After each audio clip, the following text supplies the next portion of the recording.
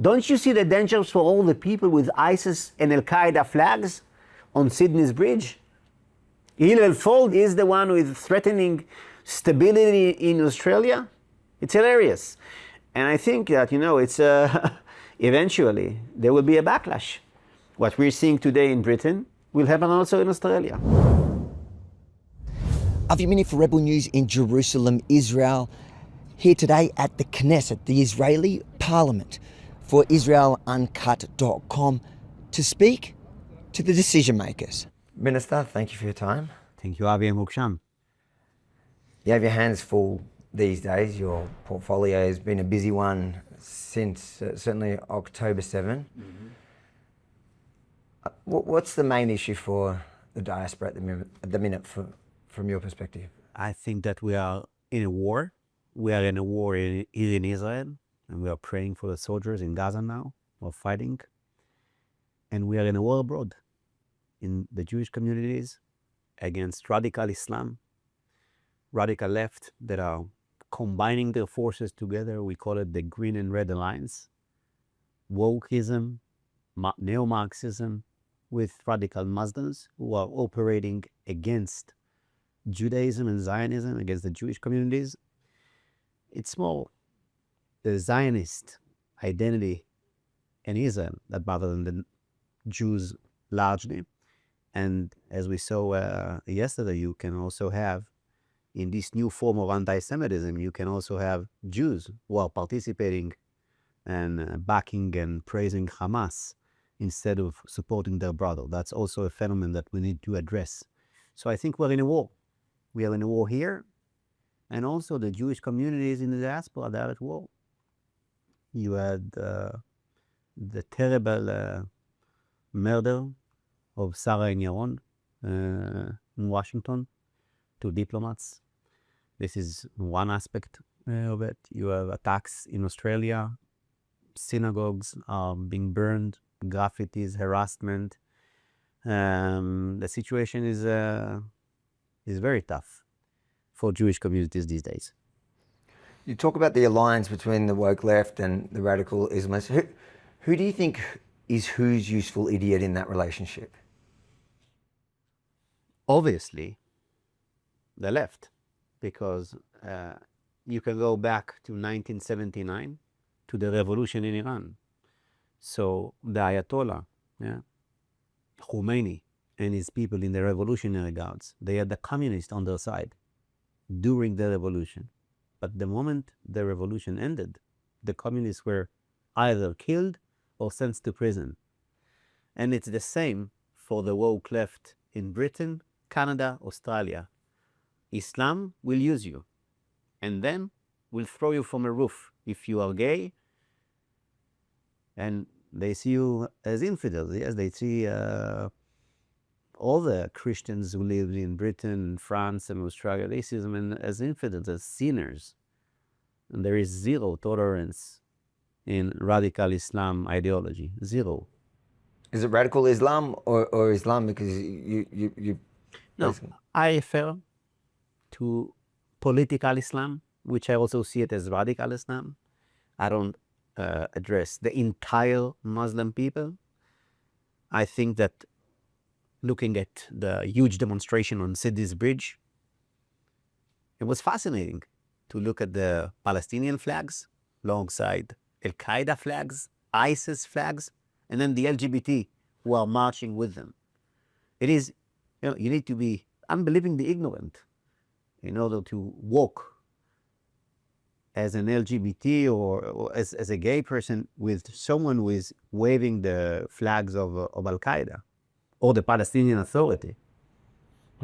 When often we hear about, especially let's say the topic of Islam in the West, in countries like Australia and Canada, they'll often conflate Islamophobia and anti-Semitism when discussing this topic. Most of our leaders do that whenever they have to discuss this topic. Well, when there's an anti-Semitic attack. It's ridiculous because I'm not aware of any case that a random Jew came across a Muslim and stabbed him in the middle of the road, or terror attacks of Jews against Muslim minorities in Australia, in Canada. That it does not exist.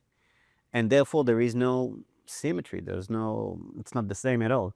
So, by the way, when you're saying Islamophobia, I recall the report that was published by the Biden administration to combat the strategy. You have let's say the left woke governments. They have big documents against anti-Semitism and zero actions. So they have this document of strategy led by Deborah Lipstadt, and there they had also the Islamophobia issue, and they brought CAIR to combat anti-Semitism. Now, let's remind us that CAIR, straight after October 7, you had Niad Awad, the head of CAIR, the leader of CAIR, celebrating the massacre. Oh, I'm so happy. The Gazans have broke the siege. They broke the siege. Raping, murdering, mutilating, all these atrocities. And Niad Awad from CAIR, the organization who, according to the Biden administration, should fight anti-Semitism, is celebrating the massacre. CAIR, by the way, is exactly what I refer to in political Islam and radical Islam, Muslim Brotherhood organization. These are the worst and most dangerous organization. And today they are much more sophisticated. CAIR is a sophisticated organization because usually they will portray themselves as you say, care about human rights, human values, as moderates, nice logos. They don't wave ISIS flags. But in their heart, it's the mindset of ISIS, Hamas, and Al Qaeda. I don't think it's unique to America, CAIR, the Biden administration. In Australia, in Victoria, where we live, there's the Victorian Islamic Council. There's also the federal body who came out with very similar statements after October 7 and when there was attacks on Jewish communities or even the Purgatory attack, they blamed it on Jews when it turned out it had nothing to do with Jews. But it's not only the Biden administration. Up until October 7, there was this kind of push within even the establishment Jewish community, the leadership, to participate in these interfaith organisation groups and programs with these exact organisations that after October 7 showed their true colours. What do you think that's about, and do you think that there's also a problem within the diaspora Jewish community leadership when it comes to this? So look, within the diaspora, there's a variety of opinions, and obviously there are many among leaders of Jewish communities, especially in Britain, it's the Board of Deputies, and in Australia it can be other left-wing leaders from the Jewish community who are or naive. They can be naive, or they can be also progressive, anti-nationalist, anti-Zionist, and say we are with the Palestinian. And just like we saw with the Emmy Awards, you had this woman who got an award and said, it's important to me as a Jew to support the Palestinians. It's important for you to support Hamas and to support the people who murdered your brothers. That's a problem. I don't think that her kids and grandchildren, that they will be part of the Jewish people, because the moment you are taking yourself out of caring to your brothers and sisters, detaching yourself from the state of Israel, the land of Israel. So. But I don't think that the progressive Jews that are anti-Israel, I'm not really referring to them. They've always been anti-Israel. There are many naive persons who look, after October 7, you have the term, the October 8 Jews. Many Jews learned that they made a terrible mistake thinking that they can be part of the progressive movement. Many of them are saying now we are, let's say, openly Zionist and committed to the fight against Hamas, to the fight against radical Islam. And before they were, let's say, shy, or they weren't such let's say, proud Jews, proud Zionists, and I think that's a positive development. Look, you've pointed to the unholy alliance between the radical left and radical Islam, but we have also seen a phenomena arise in the radical right. Absolutely. Do you have any view on how that's happened? We'll look at, Candace Owens, Tucker Carlson, those kind of people. You even have, Piers Morgan, who I don't think he's really left or right. He just depends on which way the wind's blowing. But this push from what were mainstream voices on the right to go absolutely anything against Israel, to the point where they're even now trying to put the murder of someone like Charlie Kirk, who was a good friend of Israel, on the Jews and on Israel. So look, there's a short and a long answer. So the short answer is money. Follow the money.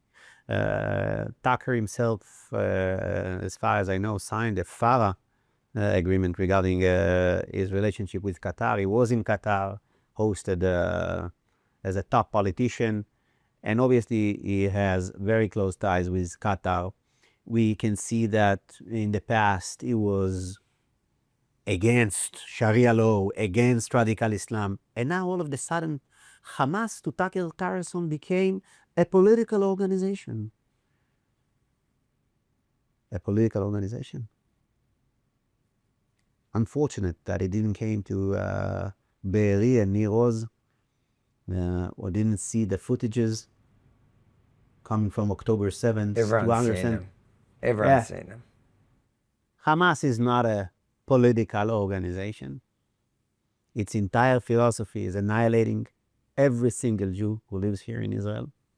The covenant of Hamas opens with a quote of Hassan al-Banna, the founder of the Muslim Brotherhood, saying, Islam will wipe out Israel just like he wiped out the entities that were before it. That is the opening remark in the covenant of Hamas. So Carlson, it's not just that he promotes Islam, he promotes Hamas. By saying that Hamas is a political organization, is not just lying, is also pushing them forward. It's legitimizing Hamas, legitimizing the massacre of innocent Jews. That's what he's doing. And he's very, very sophisticated. He brings many representatives to his show to try and create this theory like we are against the Christians, which is complete nonsense. Conspiracy theories, 9/11, etc. Candace Owens is better on the conspiracy theory side, but is also a major player. And I think the worst is Holocaust denial. When he is bringing this idiot, Daryl Cooper, who said, I read some books, and then he became the most honest historian that is without any degree, formal degree from university. The most honest historian, according to Tucker Carlson, and he's saying, the 3 million Jews who were massacred on the Eastern Front, okay, former Soviet Union's territories, they were killed because there wasn't enough food to feed the prisoners, the political prisoners. And so that is how the Germans took a decision just to finish them in order that they will not suffer. I think that's the worst theory I've heard when it comes to Holocaust denial. So he is hosting Holocaust deniers, trying to create a gap and hostility between Jews and Christians, trying to promote Islam. Tucker Carlson is evil. He's an evil man. He's a very, very bad man. And I think it's unfortunate that there's an attempt by people like Carlson to own the legacy of someone who was on the Israel and the Jewish issue. Absolutely the opposite. Charlie Kirk, who was a film supporter of the State of Israel, who visited here many times, who was so bold, went into Oxford to debate the war in Gaza. It's such a huge difference in between this very, very good men that we have lost and between the very bad men, which is Tucker Carlson. These figures like Tucker Carlson, Candace Owens, obviously they're in the West, and a lot of their audience is also the West. They're trying to shape the minds of people in the West, and the impact of that seems to go towards the diaspora, the Israelis and the Jews Sure, living in absolutely. countries like Australia and Canada and the United States of America. What message do you have for them? Because I've seen over the last 2.5 years almost, we have Jewish Australians being excluded from society, feeling unsafe and unable to go to certain places within their own cities.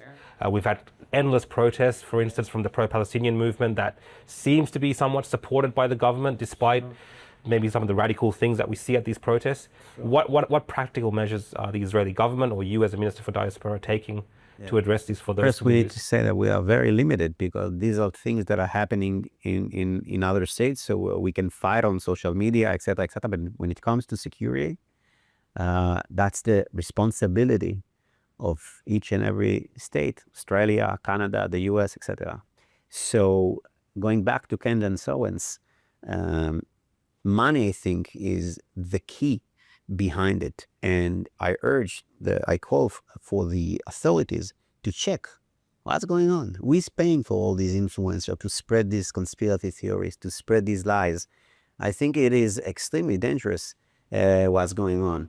Does it have to be that deep? Because I feel, I'm in the industry and I know the temptation by so many to jump on, today's issue and to jump on the rising popular side to garner support. The easiest way to get a following since October 7 is turn against the Jews, turn against Israel. The more radical you are, the faster you will grow. I've seen accounts that went from nobodies who have been trying for years to millions of followers just by constantly attacking Jews in Israel. So I believe that's still money, because at the end of the day that pays, but it's not necessarily anyone has to be paying them. And some people are just driven by attention, I think you might be right. It's also very difficult to how do we combat it? Why are we failing? To expose exactly the ties with Carlson. We know he has a serious relationship with the Qatarians.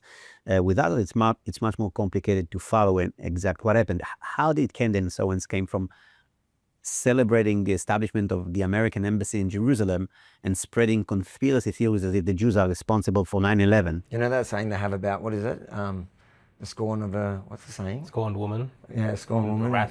The wrath of a scorned woman who's been dumped by, broken up with her husband. They'll do anything. So it feels like, I feel like with that particular case, she got dumped by a Jew, and she's then, gone down that rabbit hole, and it feels like it's coming from a very bitter place. It doesn't make sense. If you look at like Tucker Carlson, her trajectory, where she actually started on the radical left, by the way. She started with a doxing website of people that she thought were mean on the internet, to now all the way the other side of it. It doesn't make sense when you just look at it. But my question is, there's nothing we can do to control that. Why is Israel failing so bad in the PR war? Why they've dropped the ball there?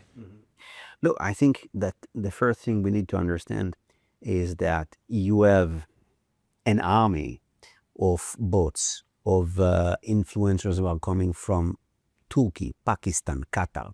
So in terms of the numbers, it is a war of few against many.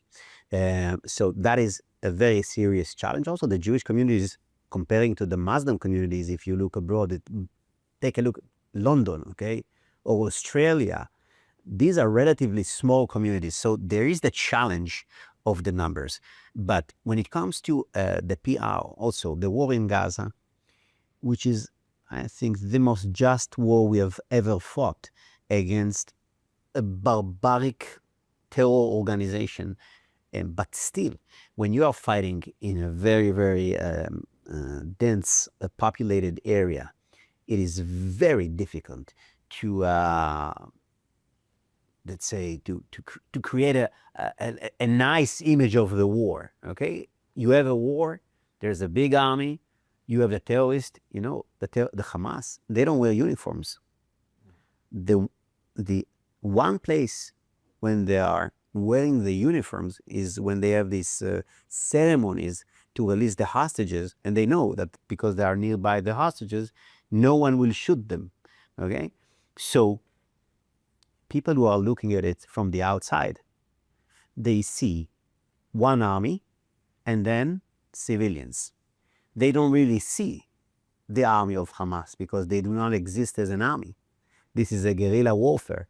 And so you have the perception of, okay, it's an army against women and children. Obviously, that's not the case. That's not true. And Hamas is using every civil infrastructure. And the more it's sensitive, the more they use it more. Hospitals, headquarters, schools, bases. And they are operating from within the civil society. So, and it's extremely difficult to create an image, okay, that will be easy for the world to accept. And you have it in every single operation. Before this war, you had a protective edge, you had the Lebanon war, and every time when there's a war, you have a lot of criticism against the state of Israel. I think, by the way, that we have a lot of partners. It's not as bad as you portraying it. I think that when you look at the streets of London this week, this is amazing. These people support the state of Israel. So it seems as if Britain is against us, but it's not true. Because British patriots are with us. And it's seen as if Spain is against us. But it is not true, because the Spaniards' patriots are with the state of Israel. And it is the same for the French and many other countries in the West. Macron, who is now leading the effort to recognize a non-existent Palestinian state, is the weakest leader in Europe. 50% support. The government collapsed. Every single poll, RN are leading, Bardella and Marine Le Pen. So, and when you look at Keir Starmer, one of the worst prime ministers ever in Britain, also with a desperate situation in terms of the political situation of the Labour Party. Therefore, and take a look at the polls of Reform UK, and take a look at the activity of Tony Robinson. So I don't think that the situation is as bad as you portray it, but I do think we need to connect with those forces, and that's what I'm doing. Throughout my candidacy, there are parties who were banned by the Ministry of Foreign Affairs. Vox, there was no collaboration with Vox. We've changed it. We brought Santiago Abascal. We said, we want to work with this party. They're speaking against Hamas, against anti-Semitism. We need to work together. RN, when you had Marine Le Pen marching with the Jewish community against anti-Semitism, speaking against Hamas, speaking against the recognition of a non-existent Palestinian state, they've changed their path. And therefore, we need to collaborate. And we need to collaborate with the conservative forces worldwide. And I think that the main challenge we have today is that we have pro-Islamist influencers sponsored by Qatar or by their desire for clickbites that are working within the conservative movement to create tension between Jews and Christians. And that is, I think, the challenge that we need to address. And we need to address it as Charlie Kirk told us, to speak the truth. Well, we've been talking about the influencers, but also the major mainstream newspapers, a lot of the major mainstream TV channels around the world. They're also involved in, I guess, a one-sided story. At least we find at our state-sponsored television, ABC, they usually give just one portrayal of the story, and it doesn't involve the Israeli side as much. Or if it does, it's they'll get people from an organization which is very kind of anti-Israel. True. So how do you tackle that? Because one of the criticisms of Israel is that there's not as much freedom for international journalists to do the reporting that they'd like to do from the front lines, even in Gaza. How is Israel, going to address that? First, you have a point with the traditional media, especially BBC, New York Times, pushing forward blood libels and misleading information regarding the situation in Gaza. We also the child with cystic fibrosis. His mother is perfectly fine. His brother is perfectly fine, but he looks very, very bad because of this disease. And look, there's starvation in Gaza. I think we managed to handle the situation with this starvation campaign and to prove that this is wrong. By the way, also with reports that came from this office regarding UN reports on the matter that we showed that they actually changed the metric in order to change the result and to blame us in starvation in Gaza. So there is no starvation in Gaza, and I think that one of the most important tools that we have is social media. We can do podcasts. We have some honest people in Sky News in Australia. We have people like Erin Molan. We have people like Douglas Murray. We have people all across the world who are on social platforms pushing forward the truth. And that is, I think, very important. I think that the media today has changed dramatically. Take a look at the events in London. I think that the event in London, that was an historic moment, outstanding demonstration of power of the people. And it all came from social networks. It didn't came from the media, not at all. They tried to demonize it. Take a look at what happened with the barbaric murder of Irina, the Ukrainian young woman who was on the train, was stabbed to death. And formal media, they didn't cover it as they should, but the social media exploded. Yeah. One of the criticisms, though, is that Israel isn't letting mainstream journalists or foreign journalists into Gaza. What would you answer to that? First, we hosted more than 100 journalists in war zones in Gaza. As your friend Piers Morgan says, they have to be an embed. What about letting them free within Gaza? You can let them free in Gaza because you can take responsibility for it. So I think that's and it's the same in any battle zone. It's not that you can go now to the Ukraine front and just go and take a tour. But there's an effort to bring more journalists. We now again with this campaign that we had now, we've brought journalists also to see what's going on in the supply area of food for the Gazans. So these are things that can be done, and I believe that also now in this phase of the war, we will bring journalists inside to take a look. But they need to be protected. You can't just send them into the battlefield. What do you think the biggest mistakes Israel has made in the last 2 years? Qatar. Taking Qatar as a mediator, that was the biggest mistake. I think that we needed to attack the heads of Hamas in Qatar at the first week of the war, not 2 years later. I think that if we would send this message to the Qatarians that they can play neutral and host Hamas leaders, I see Qatar as the terror tunnel to protect the head of Hamas. That's how I see Qatar. I think it's one of the worst states here in the Middle East. That is the capital of the Muslim Brotherhood. They hosted Sheikh Qaradawi. Sheikh Qaradawi was the most vile anti-Semite, radical Islamist, pro-jihadist cleric who was spreading his poison propaganda in Al Jazeera for decades in Qatar. If you open Al Jazeera, they're celebrating each and every incident in which the IDF soldiers are being hit by Hamas, and they have, they're speaking about Kataib el-Qassam, like they're heroes. So this is the main channel for Hamas propaganda. They are the first to push forward genocide campaign, starvation campaign, etc., etc. And I think that Al Jazeera is extremely dangerous. AJ Plus, by the way, for the younger generation, trying to push progressive and Islamist agenda and to poison Western civilization. And so I think the major mistake was Qatar. We should have never accepted Qatar as a mediator. I see Qatar as an enemy state, and I hope that in the future we will have a law regarding Qatar. Why do you think, though, regarding Qatar, so many allies from the conservative side that are not Tucker Carlson's, but ones that are genuinely pro-Israel, seem to have been triggered and upset by the strikes in Qatar? Yeah, so I think that Qatar is playing very well in their efforts to hide their true intentions, to hide their ties to Turkey, to Al Qaeda, to Hamas. They are buying real estate. They are buying soccer teams. They are presenting themselves with this Qatar Airways, very nice and very fancy and everything.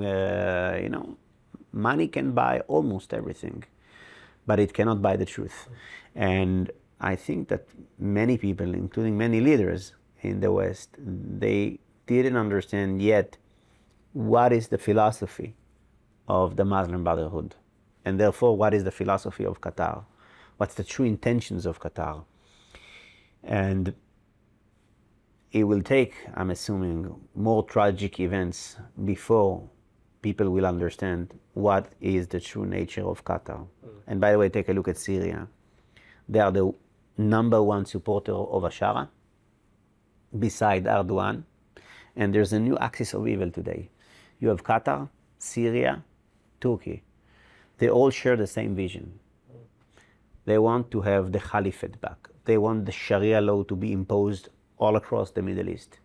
By the way, they are posing a huge threat to any regime in the area which is not religious. Okay, so UAE, Qatar is a big danger for the UAE.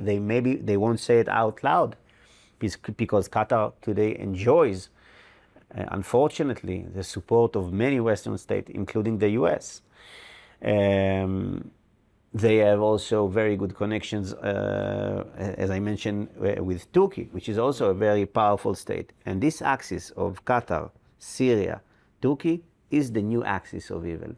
Before you had Iran, Syria, Hezbollah in Lebanon, super strong organizations and relatively strong states.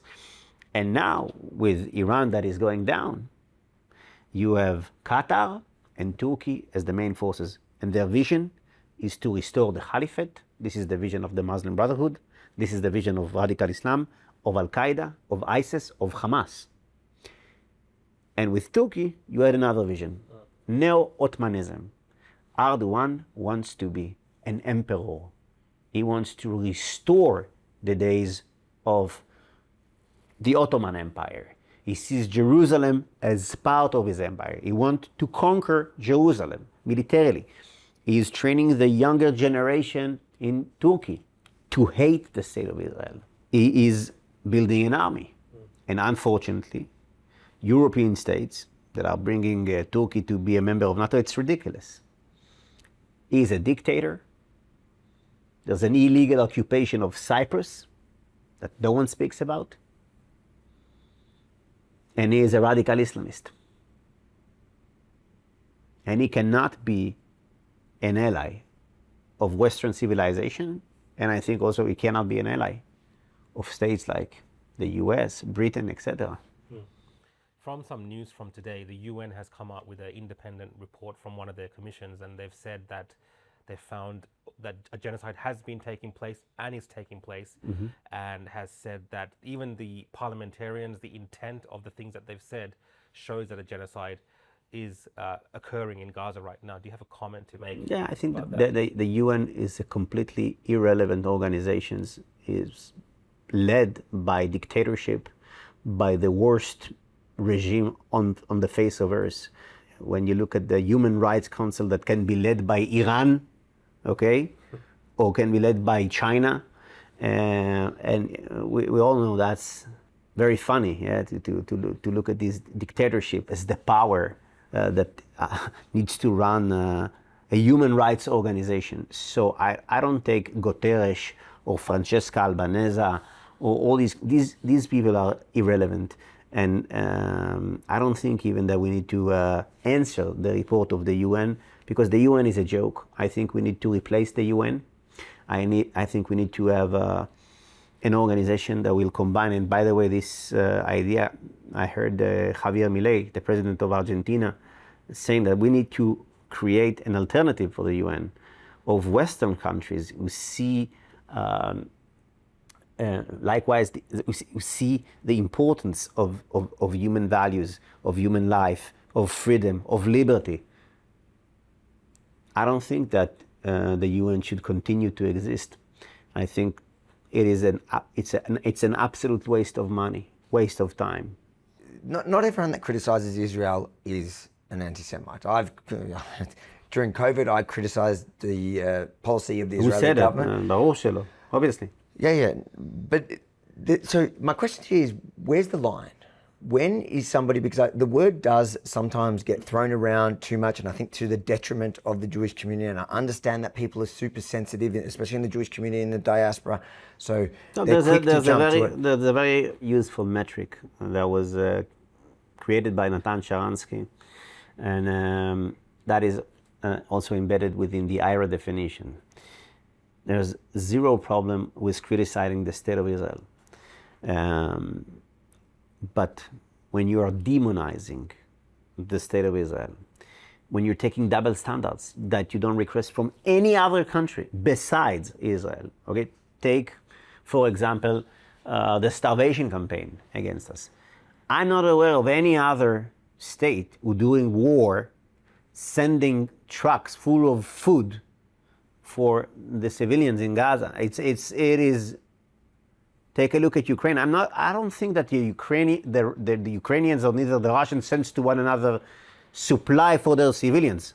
So this standard applies only for Israel. Okay. They would argue that it's because Israel's got a siege on Gaza, so they also bear a responsibility. Gaza has a border with Egypt. Okay. So it is, which is also why isn't anyone asking Egypt to take refugees? Two Arab entities. Take a look at what happened in Ukraine. Millions of refugees who came to Hungary, Poland, all across Europe. Egypt, zero. No pressure, no criticism. We could avoid many casualties if Egypt would have opened the border, allow Gazan, you don't want them to stay? Okay. Give them the permission to go into other states, just to cross through Egypt. No one spoke about it. So, going back to Sharansky's and the IRA definition, demonization, double standard, and delegitimization of the very idea of a Jewish state. When you're saying the Jews doesn't have a right to self-determination, they doesn't have a right to have their own sovereign state, that's anti-Semitic. When you are demonizing the state of Israel, saying that we are like the Nazis or accusing us in a non-existent genocide, that is anti-Semitism. But when you're saying this decision was wrong, or there should be, we needed to have more food sending in, or whatever, that's a whole different story. You did an interview with Piers Morgan. I have to dig into this, I know, because Piers Morgan, we've watched him. I'd say he is the one person who has literally monetized this war better than anyone. And I say that as somebody that on October 8 or 9, I jumped on a plane to Israel to, as they were still hunting the terrorists in the fields there outside of Gaza and some of those southern kibbutzim. And Piers Morgan called me quickly, or his team had reached out, they wanted to, and this was in the early days.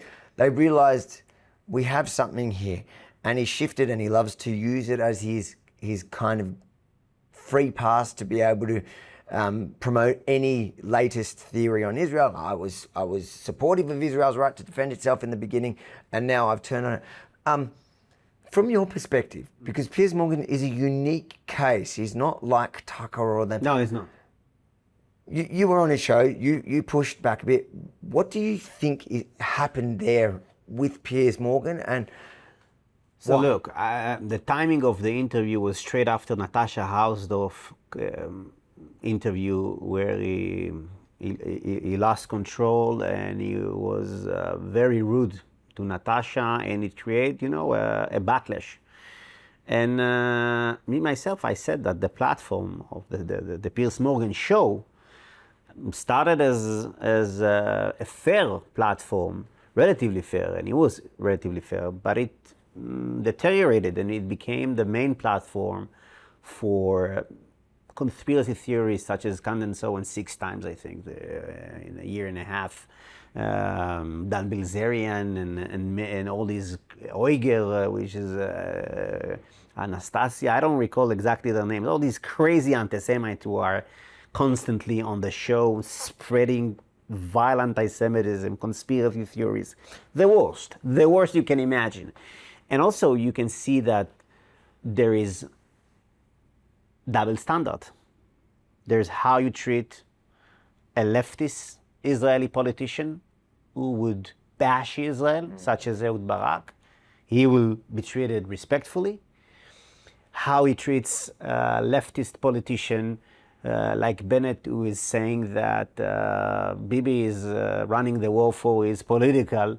And what happens the moment you have actually a Zionist, someone who is in favor of destroying Hamas and keep the fight, and that's a whole different story. And time again, when you have someone who is pro-Israel, period, yeah, they don't get the same treatment. They are not treated as any other guest, and I think that that's problematic. But the more problematic issue is to hosting and making these crazy conspiracy theories such as Candace Owens and Balzerian, and to give them a huge stage and to make them much more popular. And I think he has a responsibility for empowering the worst forces, the most anti-Semite forces. And when we were discussing, he said, when was I anti-Semitic? He said, but when I wrote the tweet, I wasn't referring to any statement he made. He didn't make any anti-Semite remark. That was not my intention. The intention was specifically the fact that he's hosting all these crazy anti-Semites and without pushback in most of the cases. Legitimizing them. Legitimizing them. That is... Dan Banzero but Dan is the one that... Yeah, but you had... Candace Owens is like, like the correspondent on the show, okay? And these Uyghur and the other crazy one. His girlfriend. So I think that was my point. And that's it. Finally, to the diaspora Jews or diaspora Israelis, the people that I guess you're meant to represent in some way, what would you say to them now after 2 years of this? The main message is to be strong. The main message is to be proud of your identity. Don't hide your Magen David. Don't hide your identity. Be a proud Jew. It is important. We have a beautiful history. We are on the right side of this war. This is a war in between pure evil, and also Biden, at the beginning, he understood that. Later on, he forgot. That's but, like a lot of but for a moment, he got it. You've just described Biden's entire administration. Yeah, so I think this is a war of good versus evil, of truth versus lies. And we must win this war. And in order to win the war, we need every single Jew out there to be strong, to be proud of his identity. And also we need to create new alliance. Because, as we mentioned and we talked about the alliance with the progressive forces, I think this alliance, I was never there, but many Jews were. I think this alliance failed totally. And it's time for Jewish communities to collaborate with those who shared our core values. Faith, family, to be proud citizens of your countries, to be proud Zionists. That's how I see it. And what would you say to the conservatives and people that you describe exactly like that, proud nationalists, Christians, whatever, in their own countries that are fatigued by defending Israel, that are tired? I'm not asking one to defend. If you want to defend, defend. If you don't want, don't defend. I'm not asking favor. We are here for 3,000 years fighting. We have had far worse challenges that we have faced successfully. I think that we have great achievements. We didn't discuss the achievements. We have destroyed Hezbollah. We took Iran nuclear capabilities. We are about to destroy Hamas finally. There are great achievements. The economy is doing well. The people here are strong. I believe in the people of Israel. I believe in the Jewish people, in the state of Israel, and I think we are in a very good position to finish the job. Yes, we need a month or two to finish the job, to finish the war, and to do everything that needs to be done for the recovery and opening, a new chapter. What would you say to the Australian government that's clearly become more hostile towards Israel, sanctioning different members of Knesset and banning current members, former members? Yeah, so what's your message? So I think we've talked about double standards.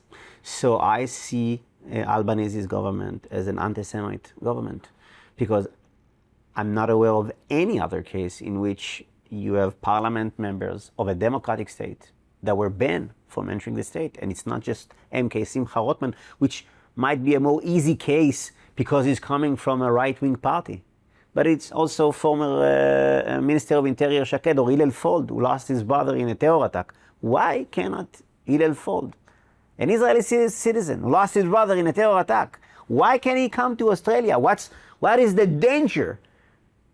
Don't you see the dangers for all the people with ISIS and Al-Qaeda flags on Sydney's Bridge? Hillel Fold is the challenge, is the one who is threatening stability in Australia. It's hilarious. And I think that, it's eventually there will be a backlash. What we're seeing today in Britain will happen also in Australia. What about Canada? There's going to be a lot of Canadians watching this. What about their government? It's the same. It's the same mechanism. Look, these are fresh governments. Okay, you had elections recently. They were dragged by Macron and Starmer. They were dragged by the worst and weakest politician on the face of earth. And they are taking their states into a disaster. Because in order to preserve our values as Westerners, as Christians, as Jews, to make sure that Canada will be a strong state, Australia will be a strong state. And I think it's in our best interest. Britain, France, we need to embrace once again the idea of nation state, with population that share same values. When you don't share core values with your fellow citizen, this is chaos. This is chaos. And when you have a total collapse of immigration policies and the borders are wide open, and you have millions of people who are being also radicalized from watching Al Jazeera, being radicalized in mosques, etc., and you have radical agenda that is going in to promote Sharia law, etc., and you have these quarters that you can no longer go and walk freely in these quarters. Police cannot operate in these quarters. This is a catastrophe. A catastrophe. So now the issue is that these minorities, they have huge political power.